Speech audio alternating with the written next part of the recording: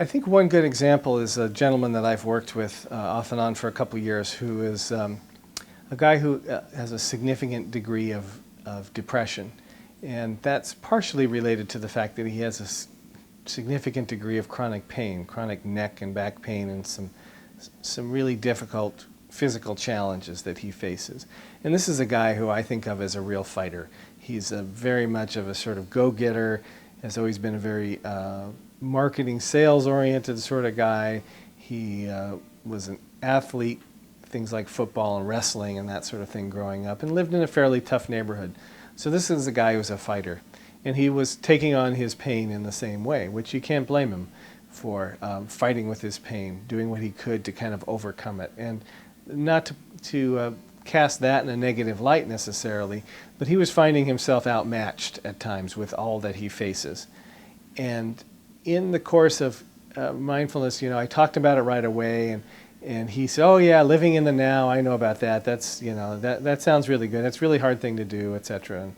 But he was willing to try anything. He was somewhat desperate. And so he went through my mindfulness class. Actually has been through it a couple of times.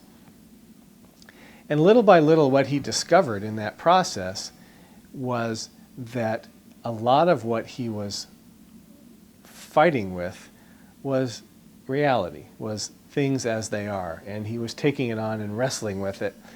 And he learned that there were a couple of things he could do. One of them was he didn't have to fight. These things were coming at him. They were in his life. They were real things that needed to be dealt with. But he could actually deal with them in a variety of different ways. And what he discovered was, instead of fighting with it, he could dance with it. And that's how he describes it. He describes his depression as this sort of big looming monster that comes to visit him from time to time and threatens to sort of suffocate him. And he sometimes takes a sort of playful attitude with it. "Oh, here you are again."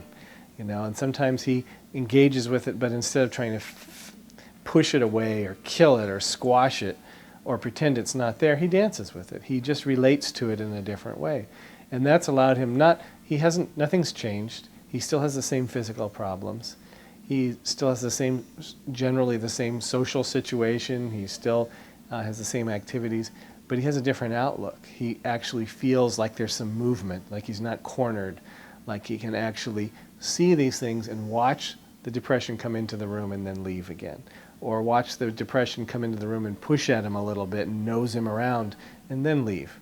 He can just kind of move with it in a whole different way than he ever did before. So it's not he woke up one morning and suddenly he wasn't depressed, because he has things to be depressed about. And that's usually what depressed people will say is, "I'm entitled to be depressed. I've got this, this, and this that are wrong." And it's not about taking away those things, although it would be nice if we could.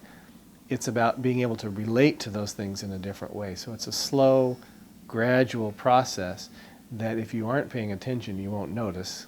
But the process isn't going to be happening unless you are paying attention. So it requires a stepping back. The therapist is a step back because that person can look sort of objectively at the whole situation, see it from a different angle. But the amazing thing is that we are able ourselves, with a little help from a therapist or sometimes just on our own, with the use of mindfulness, meditation, concentration practices, to step back from our own stuff and see it from the side and see, maybe the problem isn't this, it's that. Someone said the other day, if your wife has locked you out of the house, your major problem is not the front door.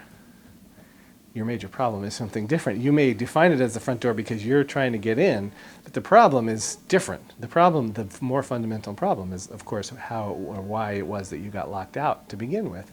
But if we define the problem wrong, we can't fix it. We can't address it in any way.